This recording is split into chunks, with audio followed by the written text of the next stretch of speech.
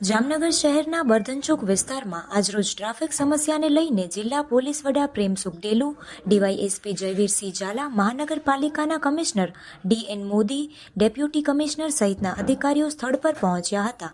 છેલ્લા ઘણા સમયથી આ વિસ્તારમાં ટ્રાફિક તેમજ દબાણ અંગેના પ્રશ્નોને લઈને લોકોમાં રાવ ઉઠી હતી. આ તકે મનપા એસ્ટેટ શાખાના અધિકારીઓ પણ સ્થળ પર ઉપસ્થિત રહ્યા હતા અને દબાણ અંગેનું નિરીક્ષણ કર્યું હતું.